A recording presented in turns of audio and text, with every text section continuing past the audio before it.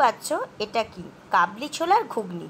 তো কাবলি ছোলার ঘুগনি বানাতে আমাদের লাগবে সেদ্ধ করে রাখা কাবলি ছোলা, তার সাথে টমেটো আর পেঁয়াজ আর আদা রসুন পেঁয়াজ বাটা। এবার আমি কড়াইতে দিয়ে দিলাম সামান্য পরিমাণ সর্ষের তেল, তার মধ্যে দিয়ে দিলাম গোটা গরম মশলা, লবঙ্গ, এলাচ, আর দিলাম 2টি শুকনো লঙ্কা আর 2টি তেজপাতা।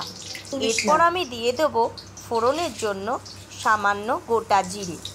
তারপরে আগে থেকে কুচিয়ে রাখা পেঁয়াজগুলো দিয়ে দেবো, ভালো করে পেঁয়াজগুলো নাড়িয়ে নেবো।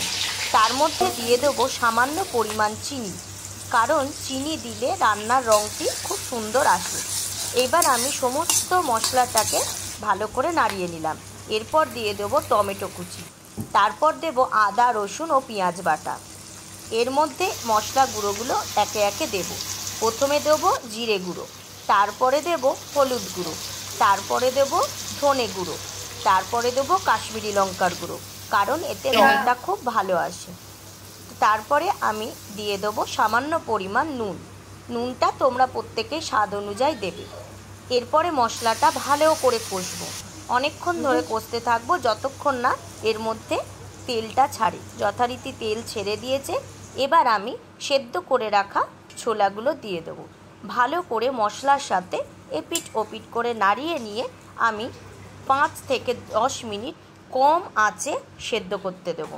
তো দেখো আমার কাবলি ছোলা রেডি। এই কাবলি ছোলা গরম গরম রুটির সাথে সার্ভ করো, খুব ভালো লাগবে। শীতকাল পড়ে গেছে, আস্তে আস্তে উত্তরে হাওয়া দিচ্ছে, তার সাথে গরম গরম রুটি আর কাবলি ছোলা খেতে দারুণ। তো তোমরাও ট্রাই করো, কেমন লাগলো বলো।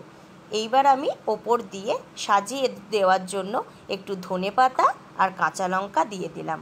টাটা, গুড নাইট, ভালো থেকো, সুস্থ থেকো, আর অবশ্যই ট্রাই করো।